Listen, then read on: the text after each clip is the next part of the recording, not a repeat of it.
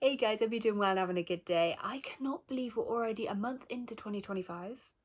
No idea where the time went. Terrified. Oh, but since that very busy month is over now, I thought we'd give a little catch up with all the books I've read in January. It's a bit of a light reading month, but I had some good ones. I started the year strong with the Penelopiad by Margaret Atwood, a nice little Greek mythology retelling centralising Penelope, wife of Odysseus, which goes through all her life. There is a focus on her relationship and the time where she was with Odysseus and Odysseus's absence, which is a massive thing for when he's off in Trojan War and off on his way back from the Trojan War with all his little side quests since he pissed off Poseidon. And then it basically tells her story when she's in the underworld and she's talking about her past, telling her past in the way that she wants her story to be told, which is a very nice focus. Like, her story was cut up with these interludes with the 12 maids who Odysseus and Telemachus hung, who were basically like saying, oh, these were who were just condemned for being horrendous and sleeping with the suitors. She's like very much, oh, I love those maids and I raised them myself, and it's such a tragedy they were killed.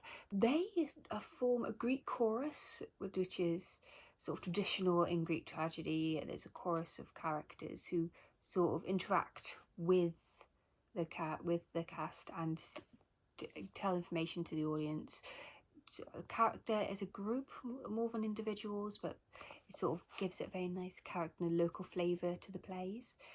And then this is used with great effect with different, sometimes comic, sometimes tragic interludes, basically saying how they're all in the underworld, how these maids are haunting those who wrong them in life, for they have never had any justice for their deaths, and then they say contrasting views of Penelope's story. So you get sort of an interesting between the lines, what's truth, what's fiction, and sort of how people want to be seen and how people are seen by others is very much interwoven in this tale, in this short little book, which covers quite a bit of ground. It's always fun to have a nice little Greek mythology retelling, which giving Penelope a voice in her own story, and the maids a voice, even directly and indirectly, of their injustice.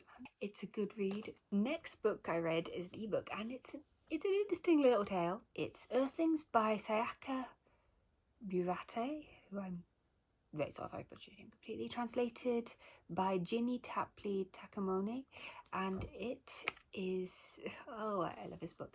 It's an interesting look at this woman who's always felt kind of hasn't quite fit in, and very much found that her love and one point, like her cornerstone growing up, was her cousin who was her boyfriend, which that gets a bit messy with the incest angle there.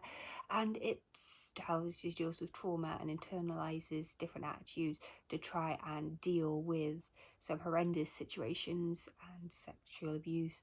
And it's sort of how she was created her own little worldview that is, in a way, completely disconnected from reality, and gets more disconnected further along you go to the book, till it gets, and it sort of snowballs at the end, examination of trauma, and it just goes crazy. And it is not the cute little fluffy creature at the front. It's not represent the it's a dynamic little read, which really packs a punch, but there are some trigger warnings, so I really recommend looking up before you read it. But the ending, it snowballs and it gets more sort of very much into the characters' twisted worldview as they come together, the few characters who, and they sort of enable each other. So it just sort of is like when you have that game where you say yes and it just keeps going, but then it goes like that with complete escalations and just disconnecting from society and humanity's morals. And I'd heard the crazy things happen in this book, and it's just insane. And so I didn't go as far as I worried, as I sort of saw it could have gone in some ways, to the way I'd heard it described. So it's a lot, and various trigger warnings to the book, but it was an interesting way of looking at this woman, expression of this woman's psyche, and how basically someone's coping with the life that then society expects them to lead, not what they actually want to lead. and basically I think an advocation for therapy. All the therapy for the main character, really. But yeah, it's an interesting read. And when we have another little ebook I've read this year, which is White Nights by Fyodor Dostroyevsky, a little short novella from the guy who wrote Crime and Punishment.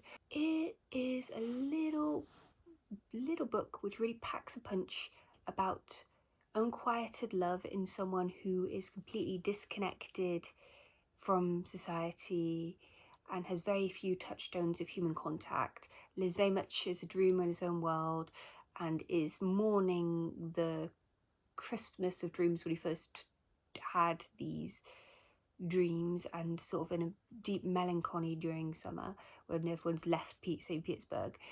And then he meets this crying girl, and it's basically just how they meet over a succession of nights, and the yearning and the deep emotional connection that they form, particularly on his side. And it's an exploration of how deeply someone can feel, especially when they don't, I think, have other connections. They can cling on to this one true connection they have in their life, and how it envelops the character in a really meaningful and in many ways sweet way, which is just, it is very sad though, but it is a great book. And the last book I read last month was Jazz by Toni Morrison, which is just a gorgeous lyrical book where the jazz music very much is infused in the page, and you can feel it as like the lifeblood of how it's of the craft of the book, and how it sort of bumps. It's always like a rhythm, a heartbeat through it, which really infuses so much life and character into this black urban community in the 1920s.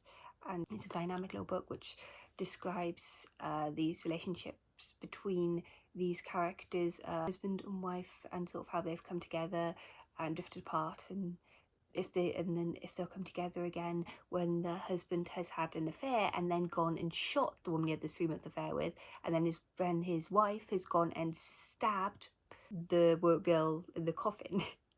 Which, it's an interesting opening premise, and it opens with this point, and then it comes forward and back during the relationship and through all the characters, how it came to be, and how their relationships being enveloped by the city at this time period, with the hustle and bustle and the rhythm of it, and from coming from the south with their picking, and sort of, this gives a dynamic relationship of how the communities are formed and the interaction between them. The characters are fully realised, and you just want to keep reading in their voice and understand and viewing their world, and it gives such a sense of empathy for the characters and a real sense of love for these characters that come together and apart. And it's just a gorgeous little read that I borrowed from the library, and very much recommend.